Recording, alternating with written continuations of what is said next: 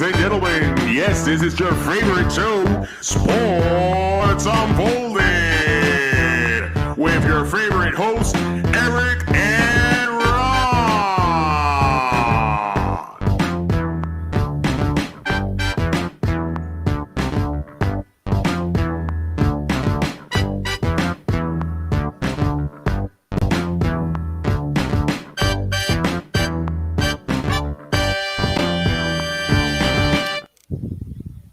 Hey, welcome to Sports Unfolded, episode 21 of season 2, the finals countdown, because it's almost time for the NBA finals. We're looking forward to that. I am your host, Eric, my main man right over there. Ron, how are you? I'm doing good. Great. Good. I am so excited. Kenny's already joined us for tonight. That's awesome. Thanks for joining, Kenny. We have so much to unfold tonight. So much involving the playoffs of the NBA and the NHL. We're going to start right off with a big game tonight. Game 6 of the Eastern Conference Finals. The Miami Heat are traveling to Boston for Game 6. Boston is now up 3-2. Let's break down what we feel are going to be the most important parts of this series or this game to see if Miami hangs on or does Boston end it tonight. Well, I think the biggest key is probably Robert Williams. For what he has done, he has basically contained any threat of the big men for the Heat to, gain any ground on the Celtics.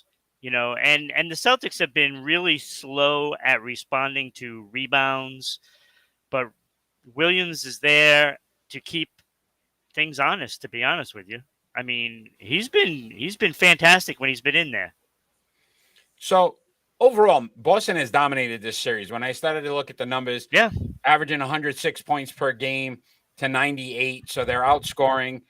More rebounds, 45-40, 23-19 in the assists, shooting 46% versus 40 for Miami, 35 from 3 versus 29 for Miami. So overall, this should be, when you look at it on paper, you say there's no reason why Boston shouldn't win this game tonight. They've dominated pretty much almost every quarter except for 2 that ultimately cost them those 2 games. But Boston has to control the turnovers tonight. That has been one of the biggest keys. When they turn the ball over more frequently, especially Brown, Jaylen Brown has to make sure he's under control, because his costly turnovers at points will definitely hurt them if it's a close game. We haven't had many of those in this series. But if it's a close game, late in the game, you can't count on him in his ball handling. That scares me. You also got to look at Miami with their injuries, though. We're talking about Jimmy Butler is not the same. Has not been the same. Hero, not sure he's going to play tonight, they said, but not 100%. Kyle Lowry has been a shell of himself when he came back. I don't think he should have came back. You've stated it before. It definitely looks like he's put on some weight. Wasn't really training or practicing while he was out. So that's a question mark there. It's like one too many hamburgers. One too many. I also question Ime Udoka and his coaching strategy in this. Is he coaching to win? If he is, he's going to be aggressive. And I think that's what Boston needs, because I think what ends up happening is with this team, and we've seen it over and over again in these playoffs, once they win a game, they seem to take a step back, and it's not as big of an urgent matter to win. Yeah, Kenny Budweiser's. But you got to play this game like you're down 3-2 right now. I think he has to coach it that way, because I think that might inspire those players to honestly play harder than they have in the past once they've gotten a win. They always play well after a loss. Let's pretend this is you're down 3-2 in this series instead of being up 3-2, and I think they win this game tonight.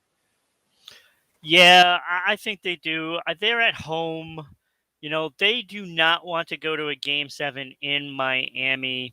That's a little different circumstance than coming home for Game 7 against Milwaukee. Because when you're on the road for a Game 7, anything can happen in the Absolutely. home team's favor, and you don't want to be in that situation. No, and I also think the Golden State Warriors have clinched. They are in the finals. Yeah. This is a good opportunity for you to get some rest. Yeah. Or an extended rest. Because even if you go to game 7 and you win game 7 now, you've lost 3 days. Yeah. And to me, that's going to be important with some of these key injuries, especially Robert Williams and Marcus Smart, Right. who are a game time decision tonight. But you tell me they can't use almost, 7 days of rest. That would definitely help. Look, Marcus Smart was in foul trouble early in game 5. So I think he got a lot of rest. So I don't see the harm in dressing either of these two guys. Just address them just in case you need them. Because look, their injuries aren't so bad that they can't give you a few minutes in crucial moments. Like, what is wrong with playing, maybe the opening, couple of minutes and then, the last 4 minutes of the game where you really need somebody out there to do the things that you need to get done in that moment, depending on what the situation is. Yeah, I agree. Look, we're not looking for offense from those two players. I mean, Smart has been much better, more reliable offensively, but again, defensively, what they bring to the table is going to be the key. You need both of them to be strong in the paint with Robert Williams, and defensively, Smart has definitely given Jimmy Butler some problems. And then you can play them, and you can play him on anybody. So I agree with you. Look, we're going to do our prediction on this game later on in the show. But I think we both have the same feeling right now that this is really Boston's game to lose. Right. It is. So let's talk some NFL, my friend. We're going to get back into some basketball later on in the show. We're going to talk some NFL and Colin Kaepernick, who had worked out with the Las Vegas Raiders earlier in the week. What do you think the chances are that Kaepernick makes a return to the NFL this season? Well, I mean, I find it hard to believe that he can't beat out one of the backup quarterbacks on this team, because I don't think either of them are all that special. So I think he could. Now, whether or not this is the team you want to hitch your wagon to could be a different story, because you're not going to take Carr's starting position away outside of an injury. Okay, so best case scenario for Kaepernick is probably to go to Carolina, to be honest with you, because Sam Darnold has never really been able to establish, a clear starting role anywhere. Not even in college. He wasn't that great. He was good, but he wasn't the lock for a starting role. Yeah, so I think that's the best option. Yeah, I've heard Carolina's as a team that's been mentioned as a possible, opportunity for him. I started to look at some of the numbers when he last played, though. So my question would be, 6 years, that's a lot of rust. We're not talking about, he's been out for a year. We're talking about 6 NFL seasons. So, yes, health-wise, look, his body's probably feeling better than it ever has. He keeps himself in shape. But you're talking about NFL action and being at the speed and everything that's... Exactly. He was 1-10 in his final season with the 49ers. Yeah. So not very good. No. 28-30 overall in his career. 59.8% completion percentage, 12,000 yards passing, 72 touchdowns, 30 interceptions, 2,300 yards rushing with 13 touchdowns. That's the one element I think teams could use today, even after 6 years, as more of a look. He can roll around. He can run with the ball a little bit. He can do some things that other quarterbacks can't. But I don't think this is going to work. And it's a shame, because I think the league blackballed him early on in this whole process when he decided to kneel, and regardless of your thoughts on if it was right or wrong, conveniently now that it's not as big a deal or people aren't going to focus on it, they're going to give him an opportunity to come back into the league. It's too late for him, in my opinion. Yeah. If it was 2 years ago, maybe 2 or 3 years out of the league, then you might say, okay, it hasn't been that long. A lot has changed in 6 years since he's last played in the league. So again, will he Yeah, I play? mean, look, he might not ever play, but who knows? I mean, he has had a lot of time to rest the body, and he can do a lot of things with the legs. And, we've seen quarterbacks going in, to do a quarterback run in some way. I believe Mariota is one of those guys that has gone in and has done that. So look, there might be a value for him to be on a roster. Maybe not as a starter right now, but that could change. I mean, you don't know until he gets out there in a preseason game to see what he's got. If he can handle a preseason game, then maybe he could latch on to a team like Carolina or some of those other teams that don't have a quarterback, like a Seattle or something. There are spots for him that are available, and somebody is going to give him an opportunity Yeah, I at think. some point. Look, we got to give the Raiders credit for at least giving him an opportunity to work out with the team. I think that took a lot of courage, knowing the situation in the past, and nobody else was willing to do it. And you can't tell me for the last 6 years there haven't been quarterbacks that are worse than he was. Yeah. That he should have had an opportunity. Right. Maybe this opens the door for him to get on a team. Kenny just pointed out it has been 6 years. It doesn't seem like it's been that long, but it's been 6 years since he last played in the league, which is unreal. Yeah, and you look, it's interesting that it's the Raiders that are giving him the opportunity. This makes me lead to believe that Bill Belichick might have been thinking about kicking the tires on him. Back And in the it day, and yeah. it makes you wonder because look, Belichick could use a backup quarterback. He could use a backup quarterback. Like we all know that. Hoyer is there because he is being groomed as a coach. Yeah. I mean, Brian that's Hoyer what will he's probably there. be the next offensive coordinator of the New England Most Patriots. likely. And that could happen this year. It may. Yeah.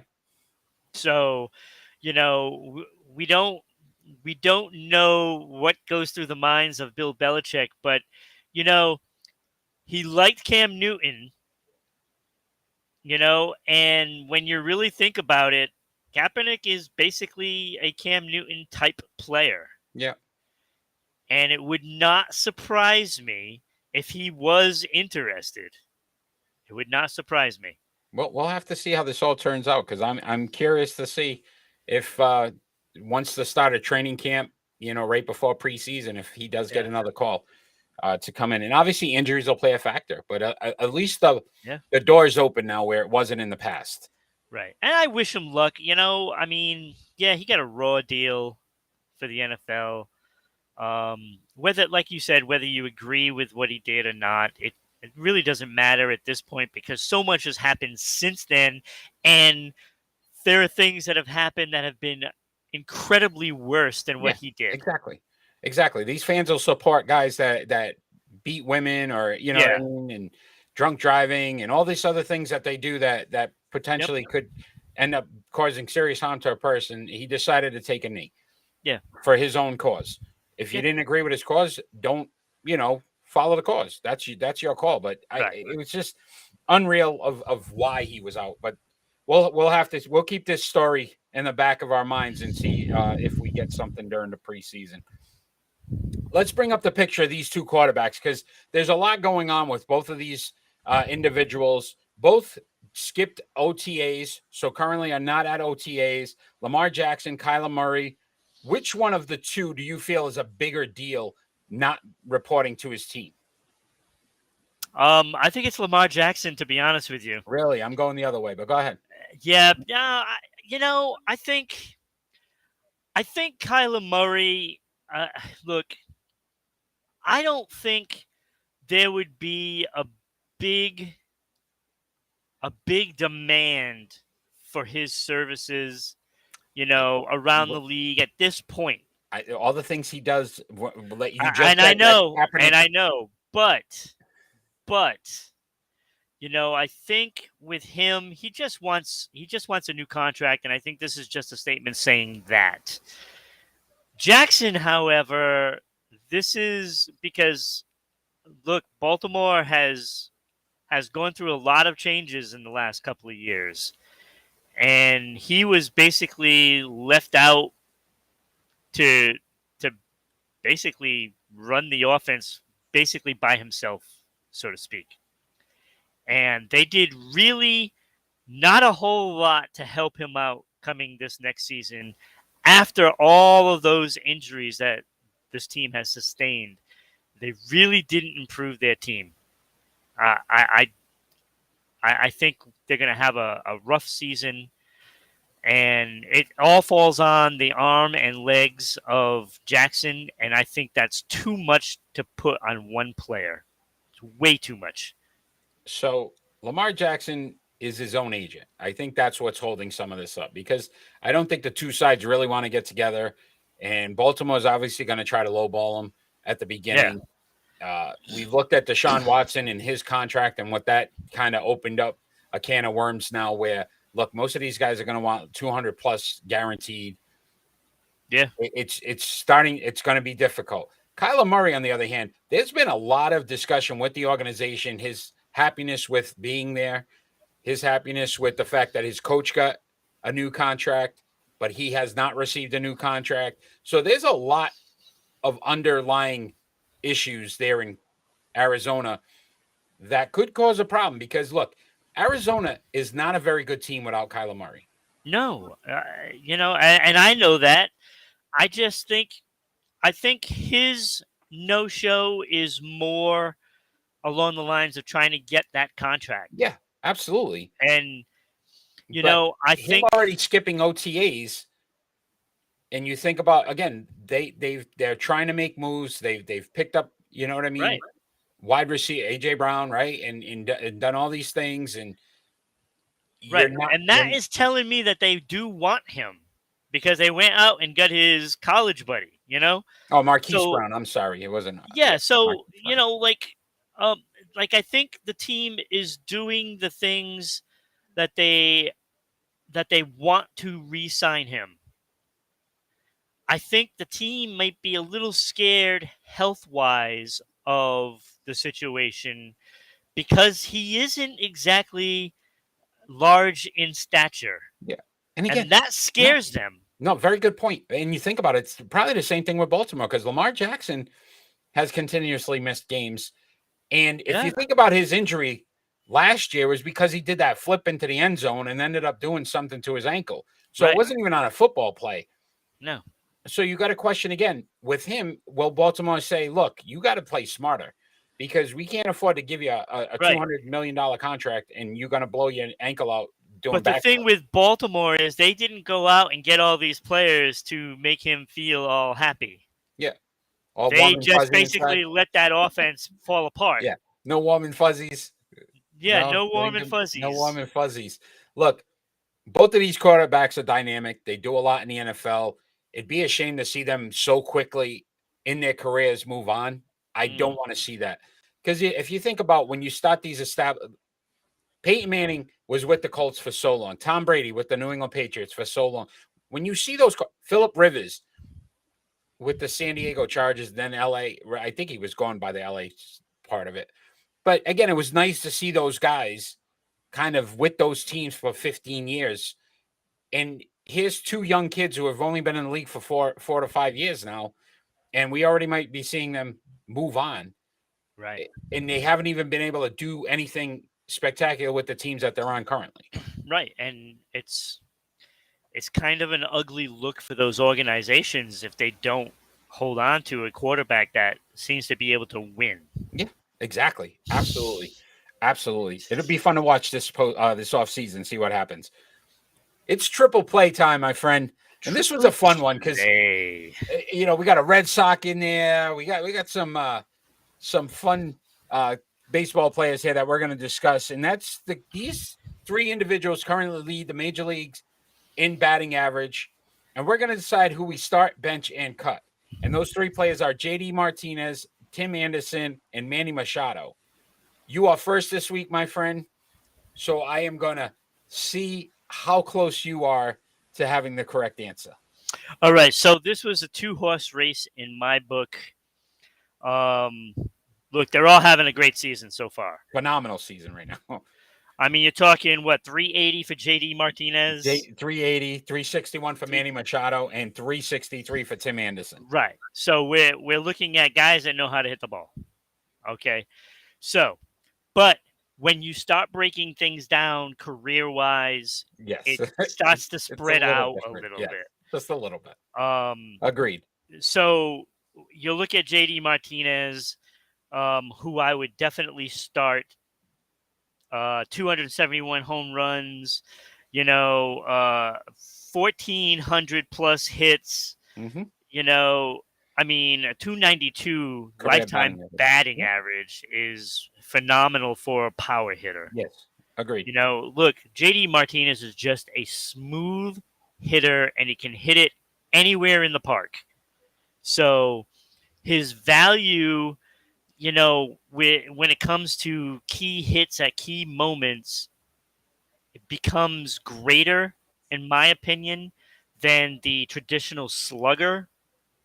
Because, look, he can situational hit, which Manny Machado is not a situational hitter. He's going to go up there and he's going to belt the ball hard somewhere, usually pulling the ball. But JD Martinez has that little added dimension that puts him ahead of Machado, even though Machado has gold gloves. So his 2 gold gloves, 1 platinum glove, which is phenomenal. Yes. This was really difficult for me to choose, but I went because of that situational hitting where he's looking to drive in a run, so he's going to hit it to the opposite side of the field just to get that run in, and that's the beauty of a JD Martinez, which puts him just ahead of Manny Machado. And so Martinez starts, Manny Machado gets the nod for the bench, and I cut Tim Anderson. He also hasn't been around as long as the other two guys. Yeah, look at his numbers. Yes, he's not played as long as the other two. Right.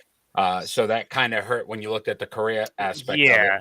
So, not taking anything away from Tim Anderson, he could be a star, for a while in baseball. So let's see what he's got the next couple of years, and we might be talking about him more than the other two in a couple of years. So you nailed it. You got it right. Yeah, I know. So JD Martinez, like you said, his career numbers, and then the 380 this season. But I also like 3-time Silver Slugger. Yes. So you think about and that. And a World Series champion. 3-time Silver Slugger. But then Manny Machado, again, you nailed it. The others don't have. The fact, again, he's got more hits than JD, but JD has a better batting average lifetime. Tim Anderson, again, I think he's up and coming. We're going to be talking about this guy. He's already run a Silver Slugger as well, and he's batting 290 in his career. So he continues on that pace. He's obviously going to, surpass some of these guys. And I agree with you. I started to look at some of the other things, and I said they really don't factor as to what we were talking about hitting. So, again, the gold gloves, things of that nature. Manny Machado would have been ahead if we went with all of those factors. But just a pure hitter, I agree. JD Martinez. The World Series kind of tilts the... It could a little bit. It could. Real quick break, a sidebar on this, the Tim Anderson, Josh Donaldson situation. We're really not going to go into much detail. Just over your opinion on what happened there. Do you think it was a big deal? Do you feel it wasn't a big deal? Was more made out of it than it should have been? I'm sure more was made out of it than what should have been. I mean, it is baseball with all these stupid unwritten rules and crap like that. So it's probably no big deal. I mean, we're not looking at a Red Sox-Yankee rival. That just fuels everything. Donaldson's apologized to Jackie Robinson's family now. Yeah, I think that was just Look, I don't think I'm not even sure he meant it really in that way, as a total insult, but I think he was saying, oh, you're an all-star. What are you, Jackie Robinson kind of thing, So I think it was kind of a dig that he's not Jackie as good as Robinson yet. not as good. Yeah. So again, you know how the media can spin it real quick, and I think it did turn into more than it had to be. Just wanted to get your opinion on that real quick. Yeah, it was dumb. So it's NBA playoffs, finals. We have one team in the finals. We'll bring that picture up right now. You can see them holding up the new trophy. Looks really nice there. The Warriors defeated the Mavericks. They advanced to their 6th NBA Finals in the last 8 seasons. Yeah, I'm glad they're happy that they got that trophy because that will be their last. Oof, already calling. Look at them. Already calling it. So the question was, do you think they'll be the favorites to win it this year? Oh, they're probably going to be the favorites because it's Golden State and Curry, and crew. So they're going to be the favorites going into it. I don't think they're going to give Boston Celtics, and yes, I'm calling it before it happens. I don't think they're going to give the Celtics enough credit to slow this team down. After all, they only slowed down Giannis. They only slowed down Kevin Durant. They only slowed down Kyrie Irving. So why would they be able to slow down Curry, or Clay? So they can't possibly do it again. So we don't agree much on anything. We can that's probably, obvious. I am going to say this now. And as I started to really think about this, I don't even have to look at numbers. Let's look at the teams that the Golden State Warriors have beat. Yeah, exactly. First round, the Denver Nuggets, with all they had was Jokic. Yes. All their other guys are out, hurt, injured. Yep. So Murray and Porter Jr., you're talking about 2 key guys not playing. Yep. Then they go in to Memphis, which we all expected to be a much better series. John Morant gets hurt game 5, doesn't play game 6. Yep. So again, top star not playing. Then you go into and beat Dallas, who has 1 star again in Luka, and you beat them. I agree. Yeah. Okay, great. Now let's play a team, and hopefully it's Boston. I won't call it yet because but if it is Boston, you're talking about legitimately having 2 stars with a lot of guys that are much better role players than what I feel Golden State has. Golden State has a very good role players. Jordan Poole has had a great playoffs. So has Looney. You still got the big 3 there, but I still feel like if you really think about the defense that Boston can play, if Boston is that team, look at what they're doing to Miami right now. They are basically – Miami was one of the best three-point shooting teams in the league this season, and they can't do it in this series. They have tried. They can't because there's somebody in their face at all times. Yeah. So – I would question how the Warriors got there. So as much as people want to anoint them because, look, it's 6 in the last 8, this was a very weak Western Conference for them. And I'll tell you, when we did our predictions and I said Boston beating Golden State, for the championship, I looked at the path. I knew the Celtics had the toughest path in the playoffs. And I don't care what anybody says. They had the toughest path. They had to play Brooklyn in the first round. Which everybody was afraid to play, right? We talked about that. Right. And then you play the defending champions. Okay? And let me tell you, Giannis is a beast, okay? He's got those elbows flying. He can easily knock you out. And now they have a Heat defensive team that can shut anybody else down. And look, those are 3 tough teams. And the 3 best teams in the East have basically gone by the wayside as the Celtics just need 1 more game to finish them off. But Golden State, like they had to play Jokic, like you said, and then, playing Memphis without Ja in the final game. And even if they would have pulled that one out, they would have not had him in the next game either, because he's going to be out for a while. So that was it. Memphis was done. They would not be able to match Golden State.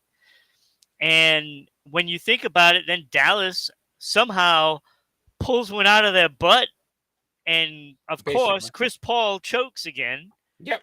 Like he always does, which I don't know if Phoenix loses that matchup with Golden State. I think they underestimated Dallas, and they thought they were going to be playing Golden State, and they took it for granted, and there you go. So you got to show up no matter what. Yep. So Golden State did not have a tough ride, and I had a feeling something like that was going to shake down. I just thought it was going to be the youth that gets in the way of Memphis, when it was actually an injury that got in the way. And, and suspensions and stuff like that. There was a lot of things that went on in that series. So Golden State kind of got fortunate. They got fortunate. They did not have a tough road. And I know when I looked at that road, I was like, this is just set up so easy for them. Like even if you would have played Phoenix in the finals, like in the conference finals, that is. Yeah. I mean, you got a history of choking. So, I mean, I wasn't surprised, that Golden State did that. But now they get to play somebody that's going to be really tough to beat, no matter who they play.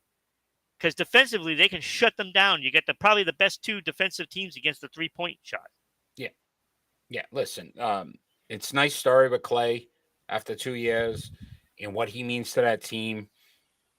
So them getting there, I think, was just an accomplishment alone because, look, for him to come back after 2 years and not playing and be able to do what he's been able to do, and now he's getting his legs under him, it's great. But we've said it, defense travels. We've seen it in the NBA, the NHL.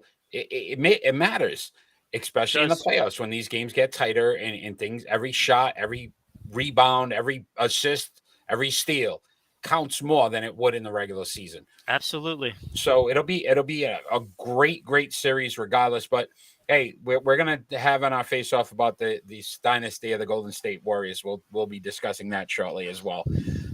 So let's talk some Major League Baseball, my friend. And we're going to talk about the best team in baseball right now, and that's the New York Yankees. They have the best record in the majors, but their injury list is getting very long. Can they sustain this hot start after what we've seen from the injury standpoint? Well, like I know the lineup has some big numbers. Okay. Like you got a potent lineup. I've always said that the Yankees lineup is probably the best in baseball, and they could win just based on that. They can outscore teams. And I always thought that the starting pitching was going to be the issue. Third in Major League Baseball right now. Yeah. ERA, so 2.98. So with that going well, it is tough to slow this team down because, no matter what the injuries are, I mean, if you have a couple of guys out, I think the rest of the team can pick up the slack, and the biggest challenge would be if you have injuries to that bullpen. That's where you can start seeing the game slip away. Yeah, already had Chad Green out for the year. It's going to get Tommy John surgery. So then I just want the list right now. Currently, Josh Donaldson, day-to-day, Aaron Hicks, Zach Britton, DJ LeMahieu, Giancarlo Stanton, Aroldis Chapman, and now, like I said, Chad Green. Yeah. So you're not talking about guys. This is the key. Aaron Judge has got to stay healthy for them. Yeah. So, I mean, you got two guys in the bullpen that are going to be out. And this is what I'm saying is like when you can't hold down the ending of the game, that's where you start to falter. And now you've got all those, top bats out with LeMahieu and Hicks and stuff, and Donaldson. That's going to chip away at your late innings so to speak. So you don't have anybody to really come off the bench to pinch hit if you need. Yeah. You don't have that. Look, teams are going to get smart, pitch around Judge, because again, if he's that's the only what's gonna guy you really have out there. So yeah. To your point, ERA, third in Major League Baseball, fourth in strikeouts, 418. Yeah. So you think about what the pitching staff's been able to do. If they can stay consistent, they still have a shot with the pitching staff. Yeah, so it's the starters that are going to have the burden to get through this. So if the starters can get, I don't know, maybe like 4 quality starts in a week, I think they can be okay. Because if you can get to the 6th or 7th inning, then your bullpen isn't going to be as taxed as it would be, if your starter can only get you through maybe 5. Because then you have 4 innings that you got to get through, and with 2 of your bullpen, key players in the bullpen out, that will start getting thin, and you can only hope for, quality appearances out of the bullpen for so long before they start getting tired and weary, and then it drags out through the season. So then you're looking at it. It catches up with you. Yeah, and absolutely. If you enjoy what you're watching, check us out every Friday night at 6 p.m. We are live. We are fan interactive. We are on Facebook, YouTube, Twitch, and Twitter. All live, all fan interactive. So check us out there. If you'd like to follow us on social media, at Sports Unfolded on Facebook and Twitter, at Broadcasting RI on Twitter, Sports_Unfolded on Instagram, which we are live right now. If you don't have time to watch, listen to us on our podcast, Amazon, Anchor, Google, Spotify, TuneIn, and Red Circle. Yes. So a lot of different ways to watch and listen. If you're in Southeast Connecticut, Public Access Channel 12, we are on Tuesday nights at 10 p.m. It is a rebroadcast of this show. If you like what you're watching there, check us out on Friday night, 6 p.m. We'd love to have you join us. If you'd like to sponsor the show, ribroadcasting.media@gmail.com. You can get thousands of eyes on your business daily. Come check us out. Email us. We will be glad to give you the information as spots of Sports Unfolded, where we can advertise for your business, and you can obviously help ours grow as well. So make sure you check us out. Sponsor the show. We're dying to get some really good sponsors on here so we can continue to grow our show. And then Discord. There's so many different ways to follow us. If you join our Discord group, we post all of our rankings, the shows, any of our polls. So we got a lot of polls going on out there right now. I'm surprised you haven't mentioned the biggest star in Boston right now currently is Patrice Bergeron, according to the poll. Patrice. Oh, okay. According to the I thought you were talking about me. You were a close second. You were a close second. Yeah, I thought so. But, Patrice Bergeron leading the poll for the top Boston athlete currently, beating out Mac Jones, Jason Tatum, and Xander Bogaerts. So, wow, that's saying something, right? That's pretty interesting. You know what the sad part is? The sad part is, as much as I love, Patrice Bergeron as an athlete and just an all around person, of course, I voted for Tatum because that's who I thought would be because of the current situation of him. And I went Mac Jones, and I went Mac. But what I truly believe it is still Poppy. Yes, and I agree. If it was, but we're talking about current players. I know. Not all-time Boston Celtics or Boston athletes. Yes, Ron, it's face-off time, and I really feel like arguing tonight. So I hope you go one direction and I get to go the other way because I am excited. We are going to discuss which dynasty has been better in the NBA: the Chicago Bulls dynasty, so that 91 to 98 Bulls, or the Golden State Warriors, so the current Warriors team, 15 to 2022. You are first this week, so you get to pick which one you want to argue for. Wow. All right. I'm going to go Golden State. Are you really? Okay. I'm going to go Golden State. I am so excited that you went that route. Yeah, because I wanted it to be a little more difficult So, like the easy thing would be, okay, it's the Chicago Bulls, and they got 6 and 7 years, blah blah blah. But Yeah, you I'm know just what? gonna say Michael Jordan. I'm done. No, Right. That makes it easy, no, right? no. So, but Okay, go here's ahead. the thing: in this day and age, with the way the teams, like players are moving along and making their own teams, basically wherever they feel like going, um, it is more difficult to sustain a dynasty. And therefore, when you look at what Golden State has done in all this time with players coming and going, but those three guys have stayed together and have done it, like you said, 6 out of the last 8, right? And Yep. then still were contenders in the years surrounding them. So this team has been in the forefront every single season except for last year, which was, 2 years. you know, Yeah, the last 2 years.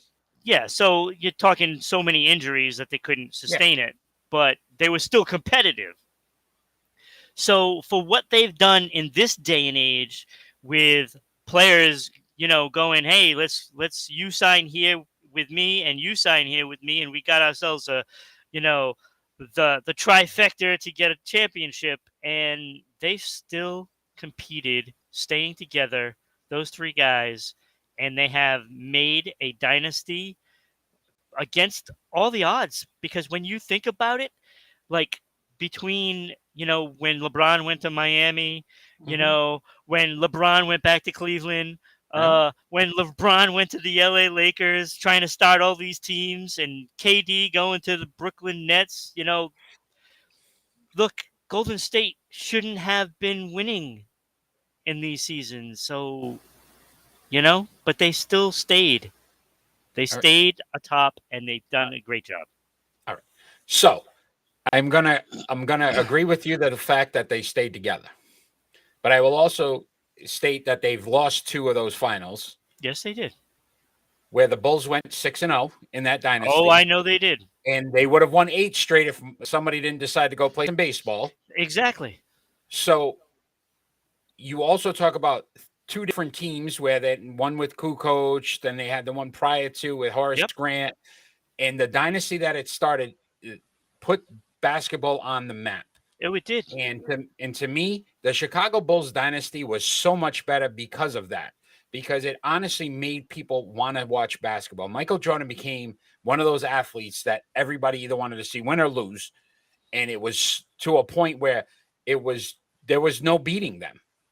There was no beating them. When he got to the pinnacle, there was no beating them versus the Golden State Warriors who have gotten there, but they lost to the Toronto Raptors and the Cleveland Cavaliers with a LeBron James, and they were up in that series. And not to mention, that was the all-time winning team with the 73 wins, 73-9, that lost to the Cavs. Yeah. Where the 72-10 Bulls, they won their championship that year. So look, I'm not denying that the Bulls were fantastic, but in this day and age, it is harder to get that dynasty in the NBA, just like it is in any other league at this point, except for maybe Major League Baseball, where like 5 teams contend.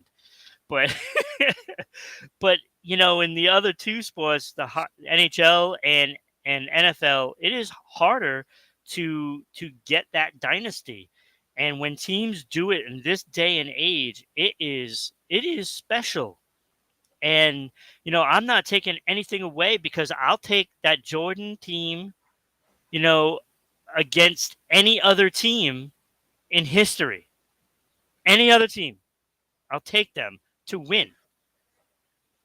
But it is harder to sustain it this day and age. And that's all I'm saying. I'm not saying that the Golden State Warriors were better. Not saying that at all, because personally, I don't think they'd be in my top 4 dynasties if you count that. It's just harder now than what it was. So there are polls out there. Check them out on Facebook. Not Facebook. I'm sorry, Twitter, for this very question. Let us know what you think as well, because I'm really curious to see where fans go. And MeWe. Follow Sports Unfolded on MeWe. And we got the polls up there as well. But you're clearly wrong, as usual. But let's talk about a sport that you supposedly know and never pick right in the predictions, and that's the NHL. It's because I pick with my heart. Always it's the only sport where I always pick with my heart, and that's why we don't gamble. And that is let's why. bring up these gentlemen here, and that's the Edmonton Oilers have defeated the Calgary Flames to advance to the Western Conference Finals. Do you think the Edmonton Oilers can get to the Stanley Cup Finals? Look, McDavid just put him on his shoulders. I'm impressed with what I've seen. He's got a chance to do something that has only happened twice in history, where a player averages more than 2.25 points per game in the playoffs. And those 2 times were Wayne Gretzky.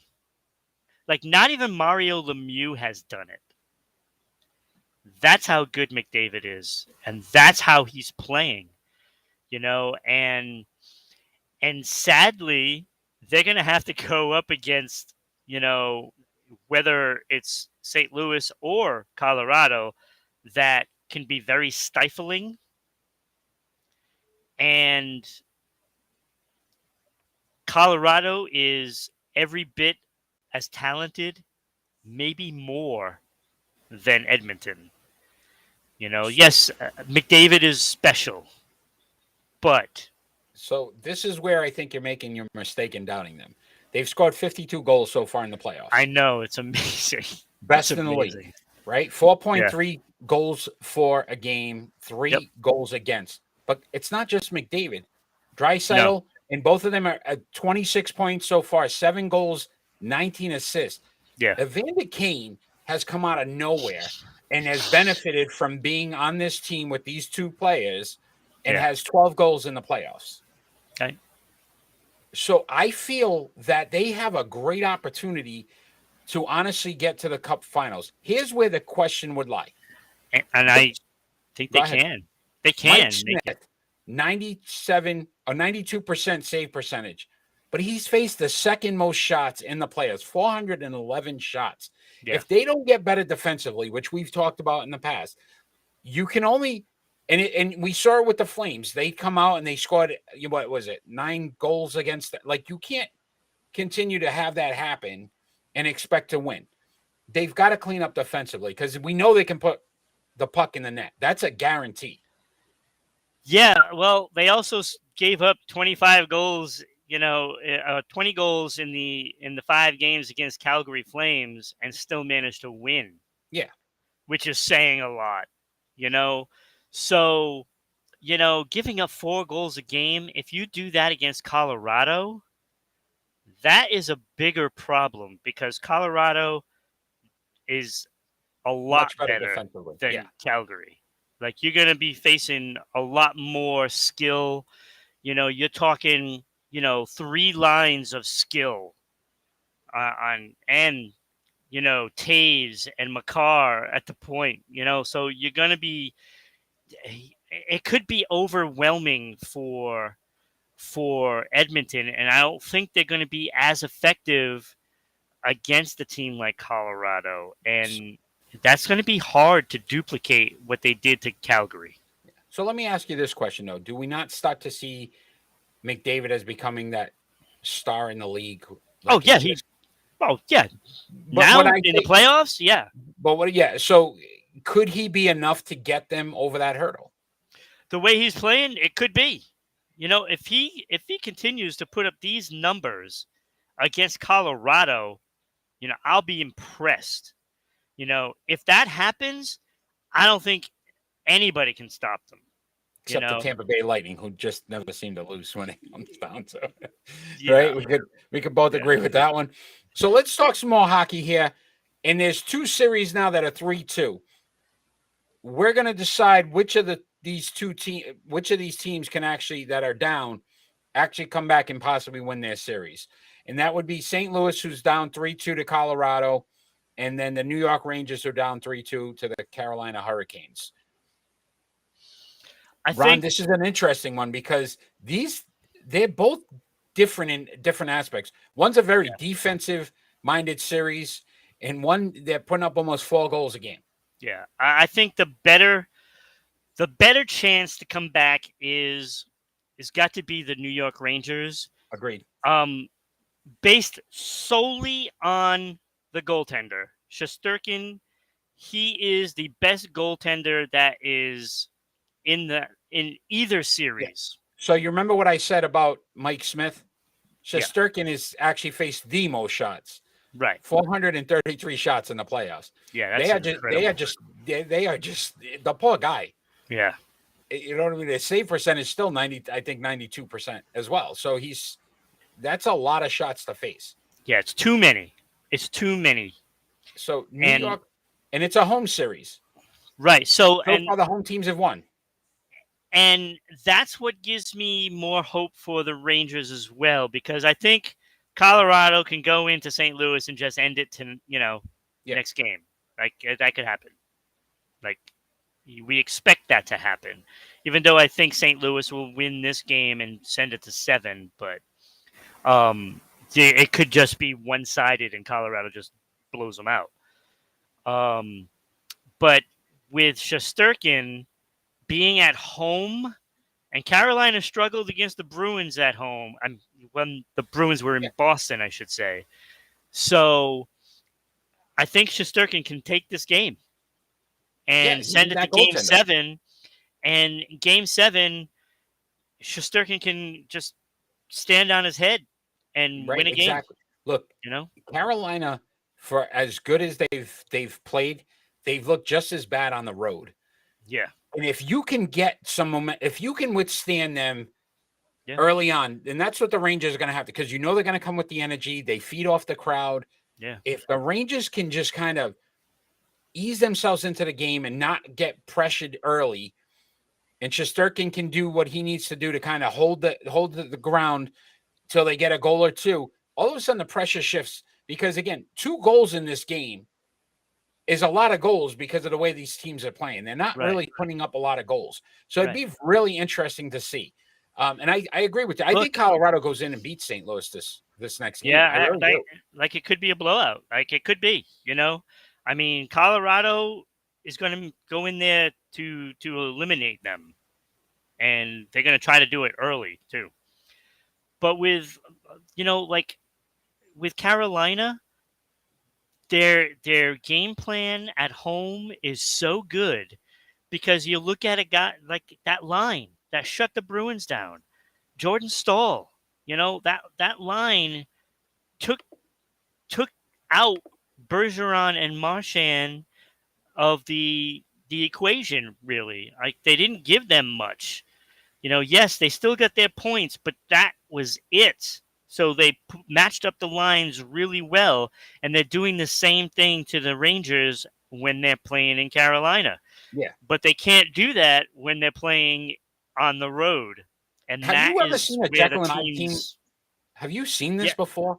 Just a Jekyll and Hyde, like completely two different teams. Not like this. Not like this. Right? It's just so night and day. Like, you watch them and you go, how's that possible? And you would think that Carolina could adjust and win some of those road games, and they haven't been able to. And I gotta say that it's because of the quality of the opponent. And I think Carolina has played the 2 best teams in the Eastern Conference, to be honest with you. They played the 2 best teams. So we're both on the range. Our buddy Mickey, who does our baseball rankings, a very big Rangers fan, so I'm sure he's happy to hear that we're both. No, I like the Rangers. I think, I think the Rangers were the 3rd best team in the conference. And I think Carolina was number 1, and Bruins were number 2. And it just happened to be, the way it rolled for the Bruins, and how it looks like it's going to be the demise of the Rangers as well. Yeah. It's going to be very similar. Could be. Very well. Ron, we're going to bring up this picture here, because I want everybody to know what number we're covering today. So we're doing our pick and roll, and like on Sesame Street, 21. Ho, ho, ho, the count. We are at the best number 21s of all time, and that would include Tim Duncan, Roberto Clemente, Dion Sanders, Charles Woodson, Stan Mikita, Yep, and Kevin Garnett. So those are our 6 players that we are going to decide from 6 to 1 who is the best number 21 of all time. And I think this one's going to get heated. According to you, you feel like we're definitely not going to go. Now, we've agreed on a lot of these lately. Yeah, the last like 3 or 4, they were really, really close. We both feel like this is going to go a different direction tonight. This is definitely going to go a different direction. I cannot wait. And I know I'm going to hear it from Kenny. And I know there's going to be some other Celtic fans that are going to rail into me. Okay. Like, I'm going to hear it. I cannot wait. Let's see where you went. You're number 6. Go ahead, my friend. My number 6 is Kevin Garnett. Oh, wow. Right off the bat. Look, 17.8 points. Number 21. 17.8 points, 10 rebounds, 3.7 assists for his career, 15 All-Star games. Yeah, he stinks. Good call. 9 All-NBA. Yeah, sucks. And one MVP. Yeah. He won 1 World Championship. Okay. I mean, 12 defensive, all defensive, 4 rebounding titles. Garbage. I got you. No, I mean, like, look, he's a great player. He's a great player. Already. But the problem is the other 5 in this category is really difficult to overcome. Okay. Number 5, and I don't even know if this is too low for this guy, Charles Woodson. Okay. Look, 65 career interceptions. Not bad at all. 183 passes defensed. Like, that's amazing. 183. So he's always around the guy getting the ball, basically. Yep. 13 touchdowns, defensive touchdowns. Yep. 2 of those were from fumbles. 33 forced fumbles and 20 sacks. 3 All-Pros, 12 All-Defensive, and 9 Pro Bowls with a championship. And it was really difficult between him and Dion because his numbers are actually higher than Dion Sanders. But it clearly was because nobody wanted to throw anywhere near Dion Sanders. So I have Dion Sanders at number 4. Yeah, this is getting out of control right now. It is what it is. It is what it is. Okay, go ahead. So 53 interceptions, 10 touchdowns, 10 defensive touchdowns, 10 forced fumbles. Again, the numbers aren't as big as Charles Woodson, but he has 2 championships. 6 All-Pros, 8 Pro Bowls. I mean, the guy is a great player. He's a great player, but when you look at this list, they're all great players. Agreed. And this was not easy. Number 3, I have Stan Mikita. 541 career goals, 926 points, 1,467 points, 926 assists. He's a plus 329 for his career. 329. That's crazy. 8 All-Stars. Okay. He's won a Lady Byng for the most gentlemanly player. I mean, it's not really. I still don't understand one, but okay. 2 MVPs. 2. 4 Art Ross trophies, and like almost every other year he came in second. And 1 championship. So this guy was amazing. He was an amazing talent. Number 2, I have Roberto Clemente. 3,000 hits, 240 home runs, 317 career batting average. Now, mind you, his career was cut a little short. Yes. A little short. Yes. But even though it was cut short, he still had 15 All-Star appearances, 12 Gold Gloves, 1 MVP, 4 batting titles, and 2 World Series championships. Now, those numbers, to me, said it screamed he should be number one. But we have Tim Duncan in this conversation, and 19.0 points per game, 10.8 rebounds per game, 3 assists per game, 15 All-Stars as well, 15 all-defensive. As you realize, right? Every year he was all year. defensive. 15 all-NBA. Every year. It's every crazy. year. 3 finals MVP. Right? Insane. Biggest game to play. 2 MVPs. Yeah. 5 championships. Crazy. Yeah. So I could not deny Tim Duncan. So Roberto Clemente had to be number 2 in my book. And it really was just trying to figure out where the rest of them lie. Gotcha. And, looking at the players in that time, I had to, like, Stan Mikita was the best player of that time. That generation, absolutely. And defensively, Dion Sanders was the best player of that time, of course. Yeah. But he wasn't the best player in the league, and that is the difference why he was down lower. And even though Charles Woodson's numbers were really better, but clearly Dion Sanders, they were not letting him get anywhere near the ball as much as possible. Okay. And unfortunately, Kevin Garnett, which, looking at those numbers, really I will take those numbers from anybody, and he's the reason why the Celtics won that championship. He's the reason. Absolutely.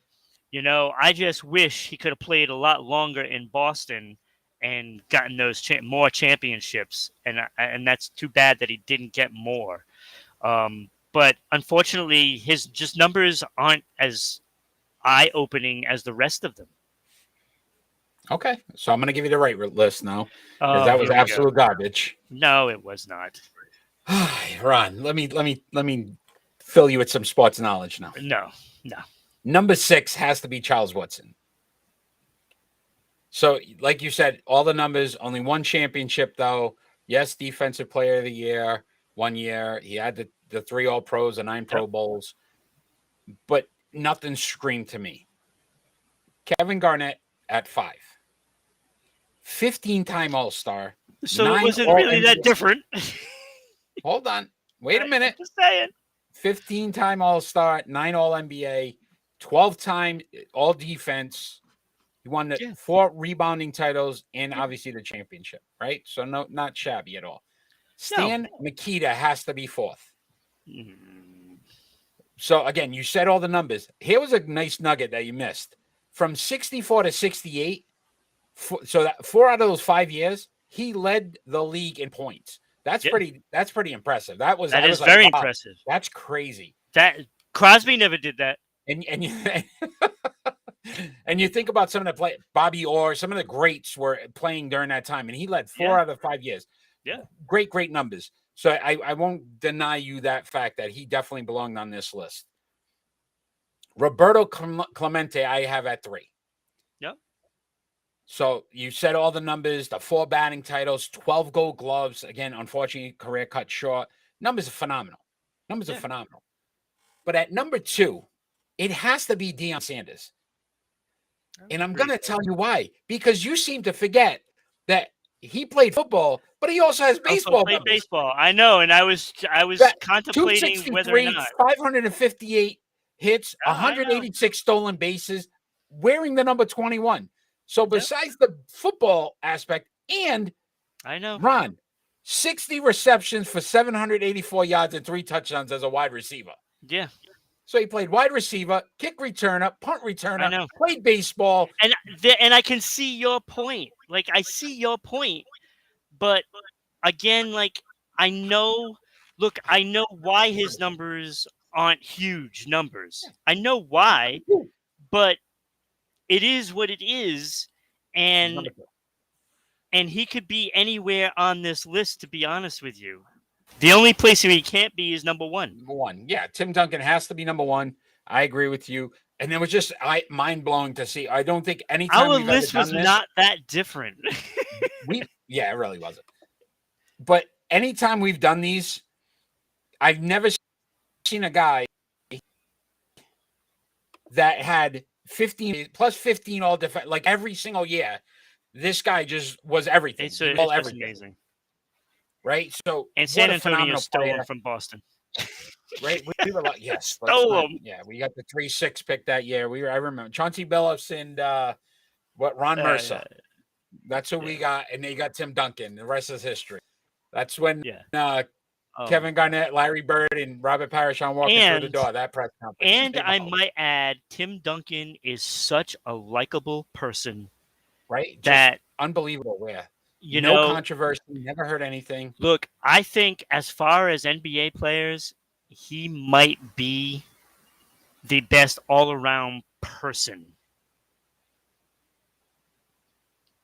He might very well be. Look, we've never heard anything bad or negative. So, love Tim Duncan. Maybe David Robinson might be the only guy ahead of him. I mean, once again, if you enjoy watching, just a little bit, check us out every Friday night at 6 p.m. We are live. We are interactive. We are on Facebook, YouTube, Twitch, and Twitter. We are all live. We're on Instagram Live right now. Follow us on social media at Sports Unfolded on Facebook and Twitter, at Broadcasting RI on Twitter, Sports_Unfolded on Instagram. Don't have time to listen to us on our podcast, Amazon, Anchor, Google, Spotify, Red Circle, TuneIn, so many different ways to watch or listen. SEC TV in Southeast Connecticut, Public Access Channel 12.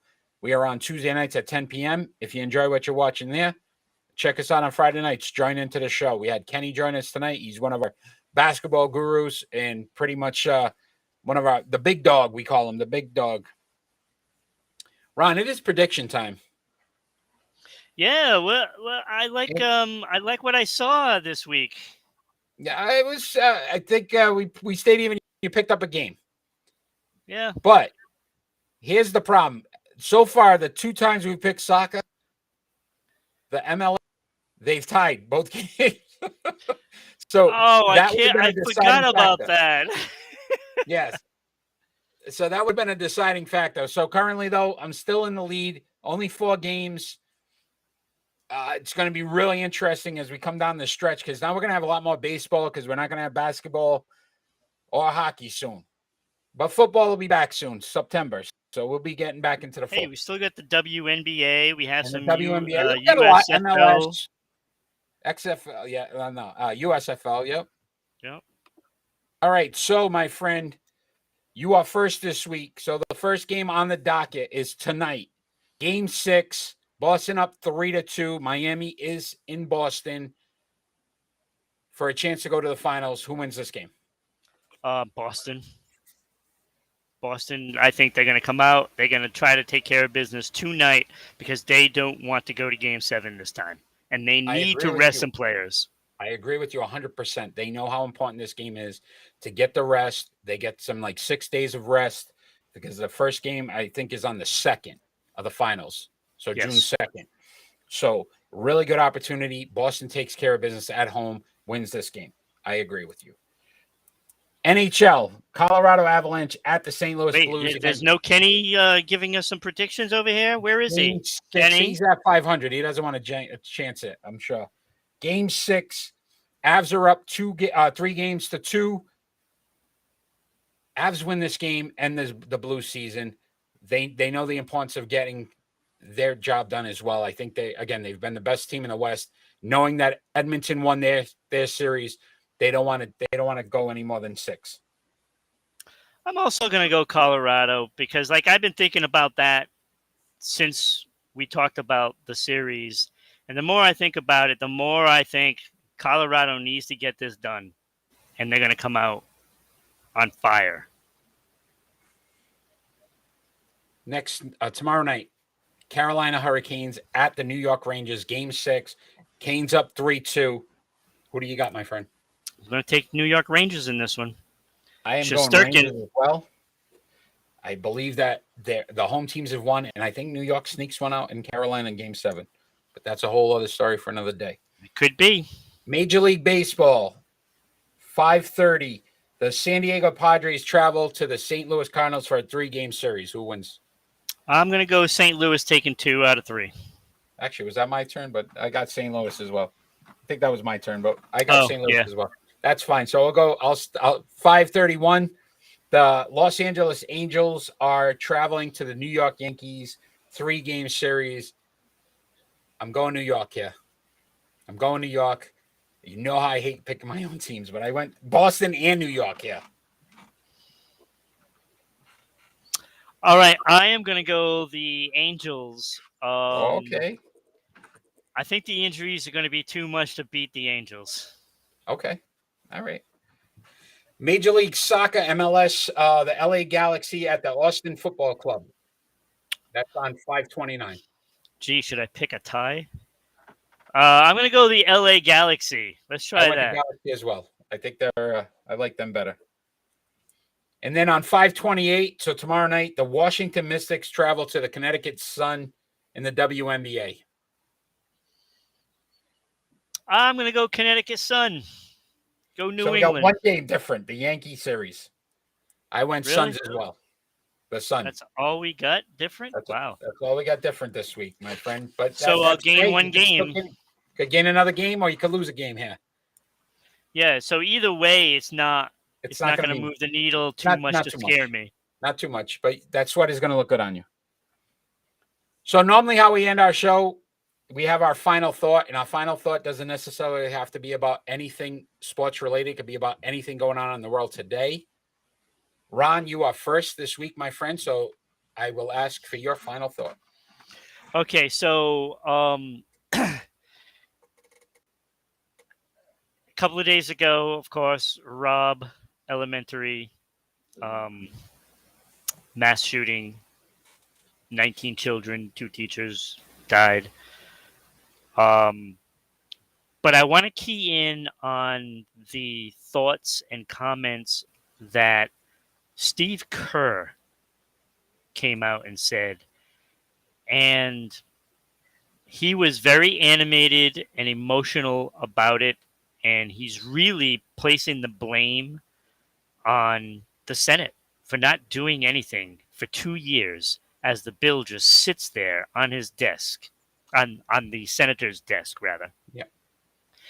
And, you know, and I did express this last night on Pop Ascension, and I was pretty upset. I'm going to stay calm today. I understand. We understand. But nothing is going to change as long as our government stays the same. And the only way things change are 3 things. The first thing is you have to get rid of and ban lobbyists. Because let's face it, the only things that lobbyists do is make sure that your elected officials vote the way they want them to vote. And the only people that have lobbyists that make enough noise are the rich companies, whether it's tobacco, oil, or the NRA. And they dictate everything. And the NRA has most of the politicians in their back pocket, as do those other lobbyists that I said. The other thing is the parties. Nothing ever gets done because no matter what party says anything good, the other party just says, you know, because they thought of that, we don't like it.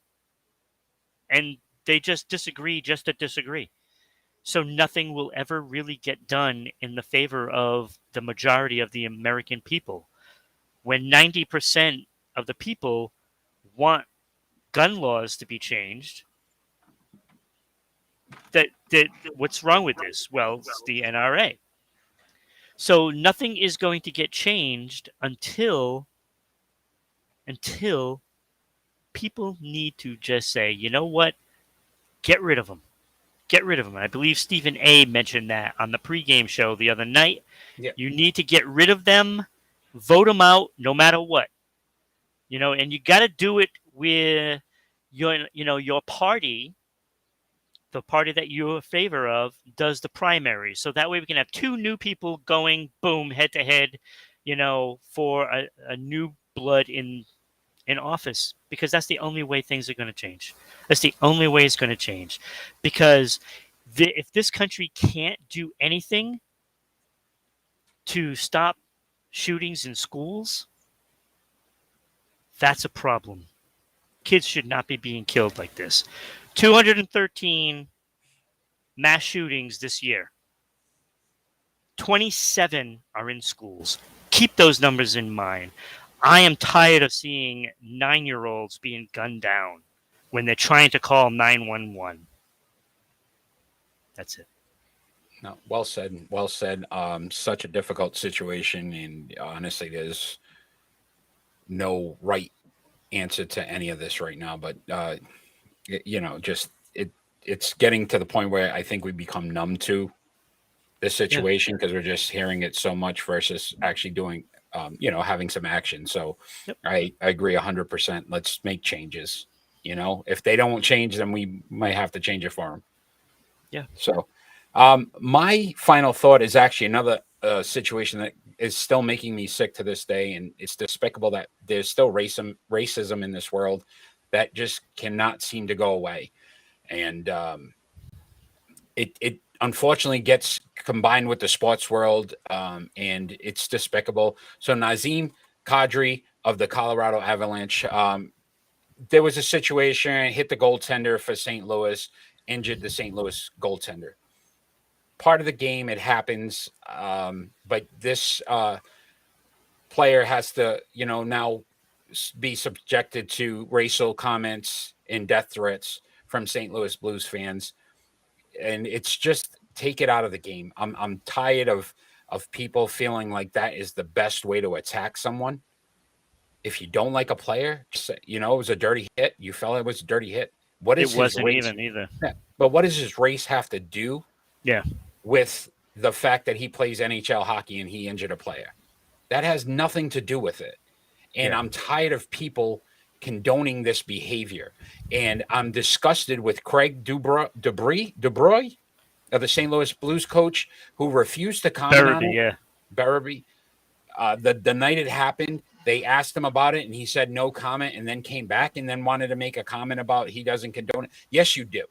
Because you had an opportunity that minute and that time to tell these people that you're not going to accept it from your fans, and you didn't do it. And it shouldn't happen anymore. Yep. The person's religion, skin color should have no bearing on your opinion of a basketball, football, baseball, hockey, anybody. And we continue to have this conversation. And you know what, Ron?